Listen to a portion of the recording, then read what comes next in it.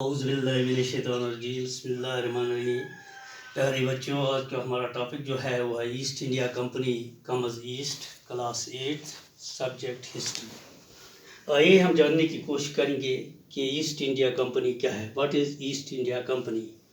Trading company in 1960 AD, 1600 AD.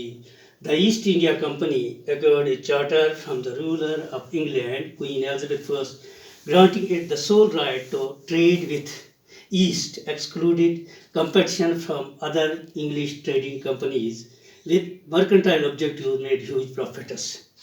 ایک کاروباری company تھی جس نے 1600 عیسوی میں اپنے ملک کی ملکہ سے ایک پرمیشن حاصل کی تھی کہ آپ کے بغیر کسی اور کمپنی کو اس انگلستان سے ایسٹ میں ٹریڈ کرنے کے سلسلے میں نہیں بھیجا جائے گا.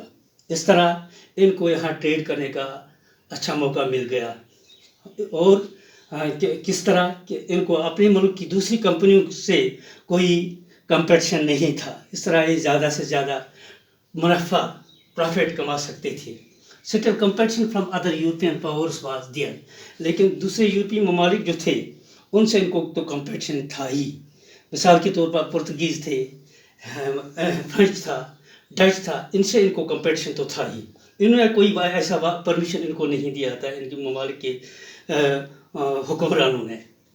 The Portuguese had already established their trade centers in the western coast of India and had their base in Goa.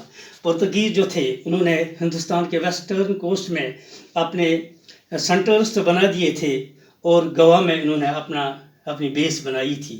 In fact, it was Vasco da Gama, a Portuguese explorer, who had discovered the sea route India in 1498. حقیقی معنوں میں یہ Vasco D Gama ہی تھا جو پرتگیز کا رہنے والا تھا جس نے ہندوستان تک سی روٹ دریافت کیا تھا. Competition created problems, but the nature of competition further exacerbated the problems. لیکن یہ کمپٹیشن جو تھا، یہ مقابلہ جو تھا، اس نے ان ممالک کے درمیان پرابلمز تو کھڑی کی، لیکن یہ جو نیچر آف کمپٹیشن ہے، جس قسم کا مقابلہ تھا، اس نے اور پرابلمز کو، اس نے اور مشکلات کو جنم دیا. All the companies were interested in buying the same things. ہر کوئی کمپنی جو تھی وہ ایک ہی قسم کی چیزیں خریدنا چاہتی تھی. Cotton, silk, paper, cloves, cardamom, cinnamon ETC. Cotton خریدنا چاہتے تھے، سلک خریدنا چاہتے تھے، پیپر، کالی مرچ خریدنا چاہتے تھے، کلوز، لونگ خریدنا چاہتے تھے، سینمم ETC، یہ دال چینی خریدنا چاہتے تھے.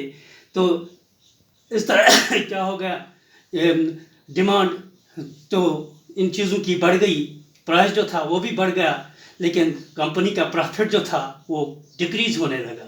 اس طرح ہم یہ کہہ سکتے ہیں کہ ڈیمانڈ بڑھ گئی، تو ڈیمانڈ بڑھنے سے پرائز بھی بڑھ گیا، قیمتیں بھی بڑھ گئی، اور کمپنیوں کا منافع جو تھا وہ گھٹنے لگا. Eliminating the rival competitions was the only way through which the trading companies could flourish. Eliminating rival competition.